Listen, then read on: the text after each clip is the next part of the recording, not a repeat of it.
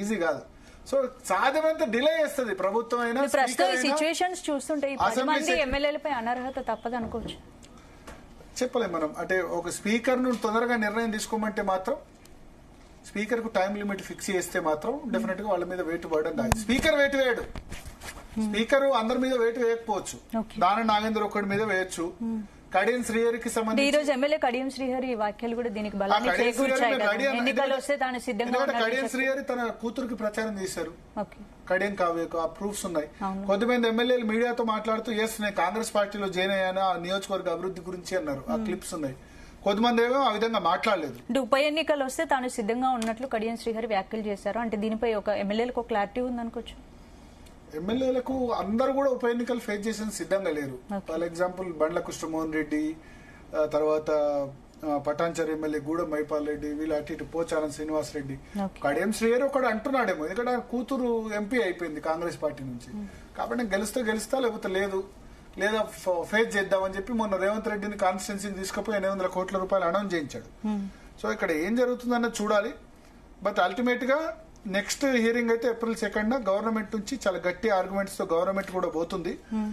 కానీ ఎక్కువ అవకాశాలు అయితే ఇప్పటి వరకు కోర్టు మూడు చూస్తే గనక, కోర్టు కమెంట్ చూస్తే గనక స్పీకర్ కు టైం ఫ్రేమ్ ఫిక్స్ చేసే అవకాశం కనబడుతుంది. టైం ఫ్రేమ్ ఫిక్స్ చేస్తే, మీరు అన్నట్టు టైం ఫ్రేమ్ గనక ఫిక్స్ చేస్తే నిర్ణయం తీసుకునేందుకు అవకాశం ఉంటుంది. అనర్హత విషయంలో స్పీకర్ తరపున న్యాయవాదులు ఎలాంటి వాదనలు వినిపించే అవకాశం? ఇప్పుడు నేను చెప్పింది అదే. ముకుల్ రోహత్కి గానీ, ఆ తర్వాత అభిషేక్ మను సింగ్ గానీ వాళ్ళు ఏం చెప్తారంటే, మీరు ఇద్దరు సభ్యుల ధర్మాసనం దీన్ని విచారిస్తుంది. గతంలో మహారాష్ట్ర కేసులో 5 సభ్యుల రాజ్యాంగ ధర్మాసనం ఉంది కాబట్టి దీన్ని కాన్స్టిట్యూషనల్ బెంచ్ కి ట్రాన్స్ఫర్ చేయండి.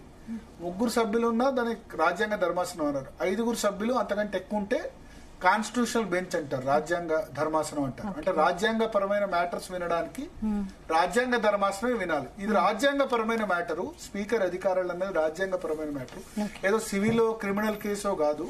కాబట్టి దీన్ని 5 సభ్యుల రాజ్యాంగ ధర్మాసనానికి దీన్ని నివేదించండి అని చెప్పి వాళ్ళ ఆర్గ్యుమెంట్స్ వినిపిస్తారు.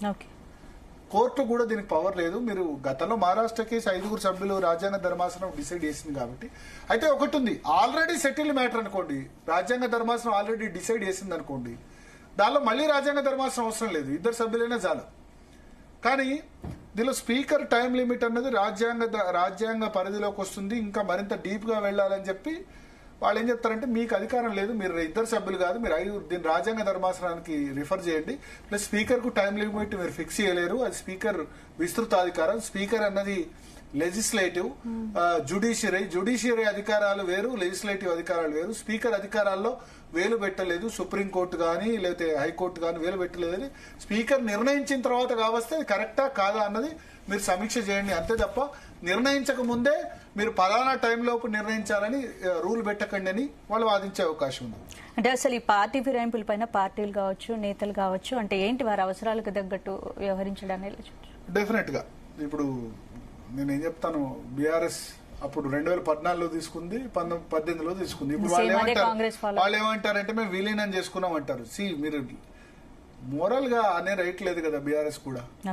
ఇప్పుడు కాంగ్రెస్ పార్టీ నుంచి 10 మంది ఎమ్మెల్యేలు ఫిరాయిస్తే బీఆర్ఎస్ కి సింపతి రాలేదు. మోరల్ గా ఎథికల్ గా రైట్ లేదు కదా బీఆర్ఎస్.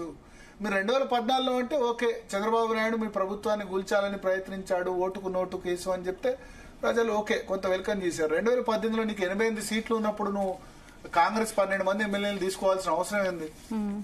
తీసుకుంటే మీకు లాభం వచ్చిందా? ఇప్పుడు మిమ్మల్ని కూడా అదే అంటున్నారు కదా. సో మోరల్ గా ఎథికల్ గా కరెక్ట్ కాదు. కానీ కాంగ్రెస్ పార్టీ అప్పుడు కొట్లాడలేదు. కాంగ్రెస్ పార్టీకి ఎంత అదే చెప్తున్నాను. ఇప్పుడు బట్టి విక్రమార్క సిఎల్పి లీడర్ ఉండే ఇంత ఫైట్ చేశారు వాళ్ళు, చేశారు. అప్పుడే సుప్రీంకోర్టు పోతే ఏమైతుండే, అప్పుడే హైకోర్టు పోతే ఏమైతుండే, విలీనం కరెక్ట్ కాదని చెప్పి. అంత ఖర్చు పెట్టి ఎవరు చేసుకోరు. కానీ బీఆర్ఎస్ ప్రాంతీయ పార్టీ కాబట్టి వాళ్ళు దాని మీద ఫైట్ చేస్తున్నారు. సో పార్టీలు మాట మారుస్తాయంటే డెఫినెట్ గా మారుస్తాయి, అంతే కదా. ఇప్పుడు అంతకుముందు ఏ పార్టీ అయినా అంతే అండి. ఈ ఫిరాయింపుదారుల విషయంలో అన్ని పార్టీలు ఫిరాయింపులు ప్రోత్సహిస్తాయి. ఈ పార్టీ ఆ పార్టీ అని కాదు, తెలుగుదేశం, వైసీపీ, కాంగ్రెస్, బీజేపీ, అన్ని పార్టీలు అదేవిధంగా చెప్తాయి. అల్టిమేట్ గా ప్రజలు నిర్ణయం తీసుకోవాలి. ఫిరాయింపు ఎమ్మెల్యేని మళ్ళీ అవకాశం వస్తే గెలిపించాలా వద్దా, వాళ్ళు ఏం చేయాలన్నది ప్రజలు నిర్ణయం తీసుకోవాలి.